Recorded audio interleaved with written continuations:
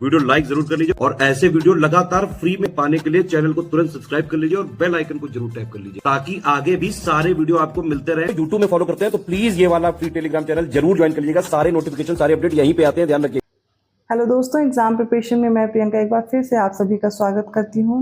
UPPSC RO exam जो कि होना है बहुत जल्दी होने वाला है। 27 जुलाई को आपका एग्ज़ाम प्रस्तावित है और मैं डेली आपको मॉक टेस्ट करा रही हूँ जो कि आपके एग्ज़ाम के लिए इम्पॉर्टेंट है। डेली रात को 9 बजे क्लास आती है और आज मैं कुछ क्वेश्चन आपको सॉल्व करा रही हूँ सब्जेक्ट वाइज जो कि पिछले वर्ष प्रश्न पूछे गए हैं। तो एक क्विक रिवीजन इंपॉर्टेंट है, एग्जाम के पैटर्न को समझना है तो इन क्लासेस को देखना इंपॉर्टेंट है।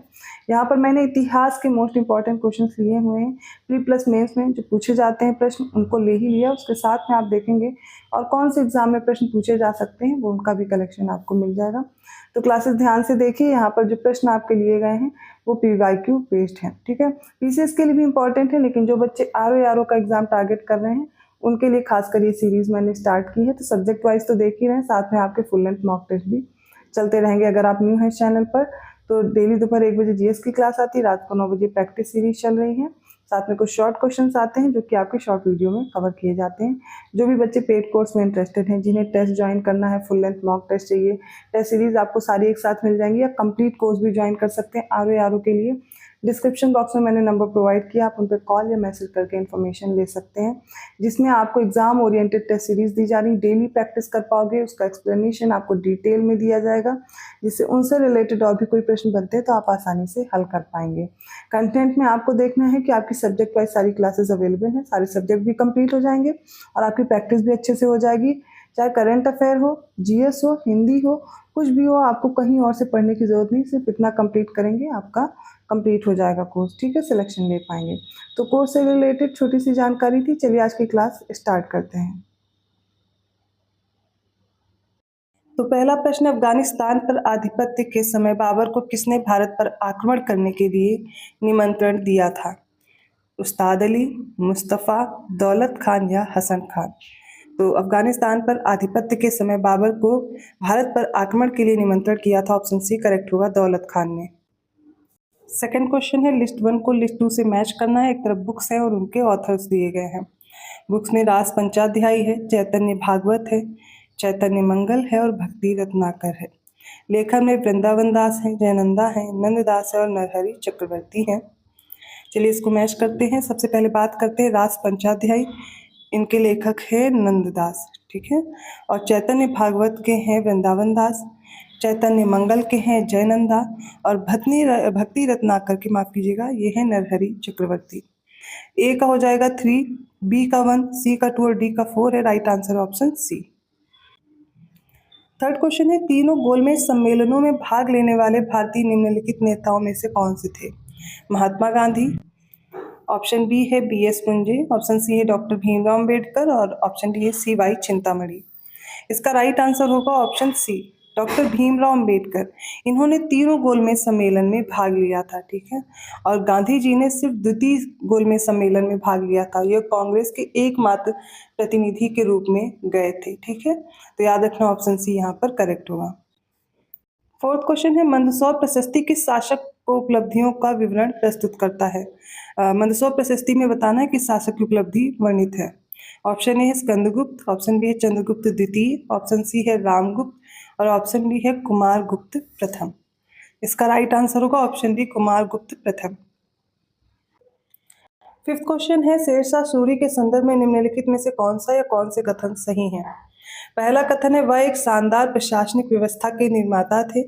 सेकंड है, हालांकि एक शासक के रूप में उनके गुण युद्ध के मैदान पर उनकी जीत से अधिक उल्लेखनीय नहीं थे। बताना है कौन सा कथन इनमें से सही है। इसका राइट आंसर है ऑप्शन ए, केवल पहला कथन सही है और दूसरा कथन यहाँ पर गलत हो जाएगा। सिक्स्थ क्वेश्चन है, दिल्ली के पुराने किले के भीतर बनी मस्जिद किला-ए कुहना का निर्माण किसने कराया था? ऑप्शन ए है हुमायूं, ऑप्शन बी है शेरशाह, ऑप्शन सी है अकबर और ऑप्शन डी है शाहजहां। इसका राइट आंसर होगा ऑप्शन बी, शेरशाह ने बनवाया था किला-ए कुहना। सेवेंथ क्वेश्चन है, निम्नलिखित में से कौन हिंदुस्तानी संगीत के क्षेत्र में महान विभूति नहीं था? राजा मानसिंह तोमर, तानसेन, सदारंग, अदारंग या ऑप्शन डी है माल गुर्जरी। और इसका राइट आंसर है ऑप्शन डी, माल गुर्जरी। 8th क्वेश्चन है 1928 में गठित नौजवान सभा का प्रारंभिक सदस्य कौन नहीं था? ऑप्शन ए है अंबिका चक्रवर्ती, ऑप्शन बी है यशपाल, ऑप्शन सी है भगत सिंह और ऑप्शन डी है छबील दास। इसका राइट आंसर होगा ऑप्शन ए अंबिका चक्रवर्ती।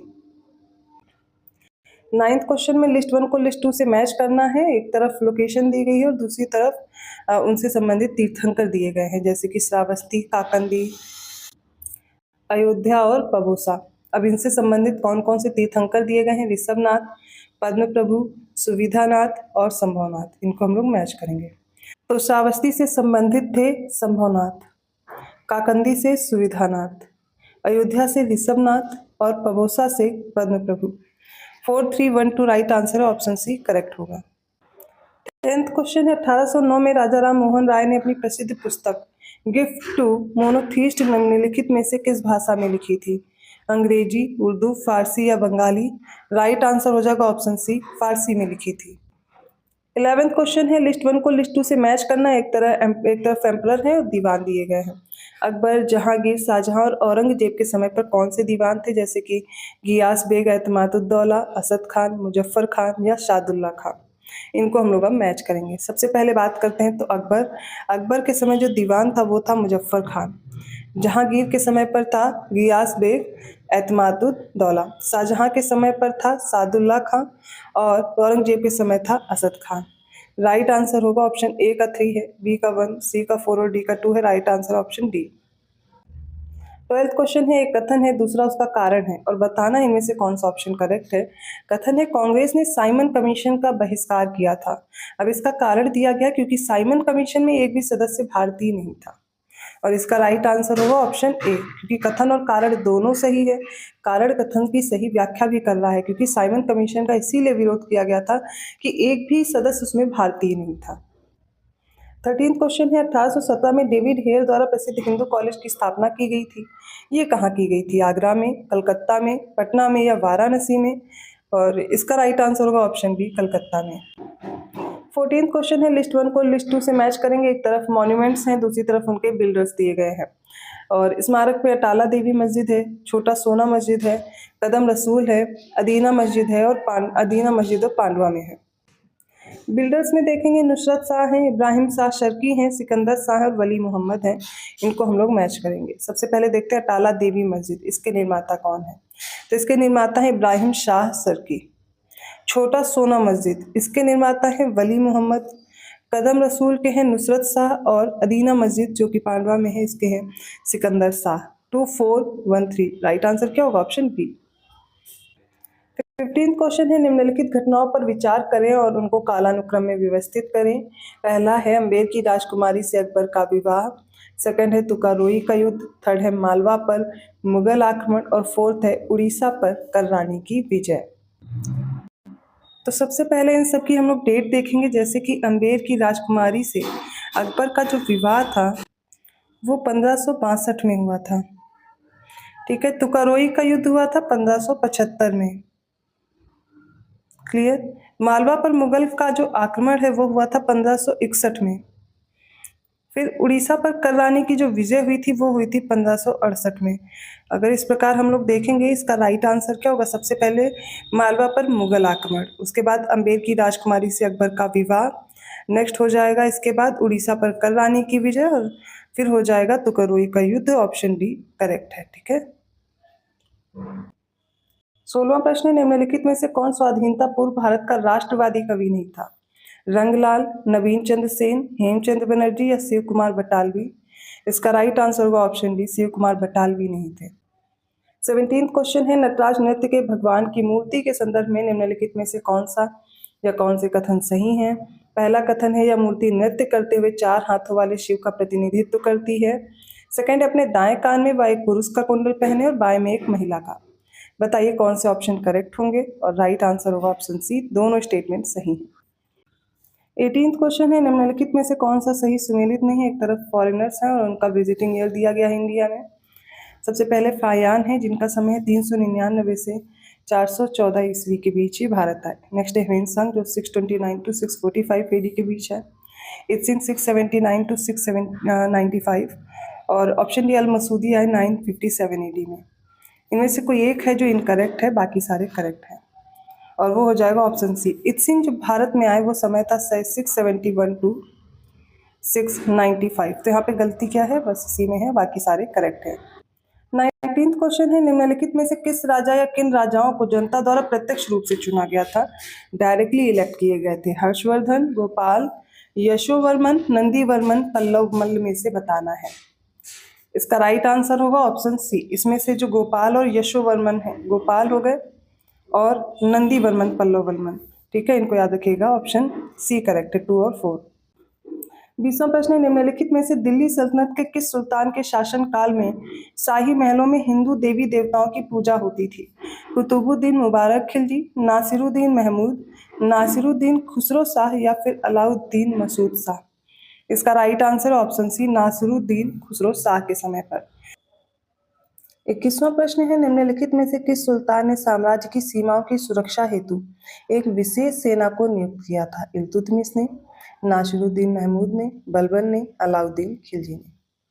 इसका राइट आंसर हो जाएगा ऑप्शन डी, अलाउद्दीन खिलजी। देखिए आपको अलाउद्दीन खिलजी, बलबन हो गया, और मोहम्मद बिन तुगलक, फिरोज शाह तुगलक, इनके बारे में जरूर जानकारी रखनी है, क्योंकि प्रश्न अक्सर यहाँ बनता है इन लोगों से। तो इनके बारे में जो भी प्रश्न अब तक पूछे गए हैं वो सारे प्रश्नों को कोशिश कीजिए आप प्रिपेयर कर लीजिए।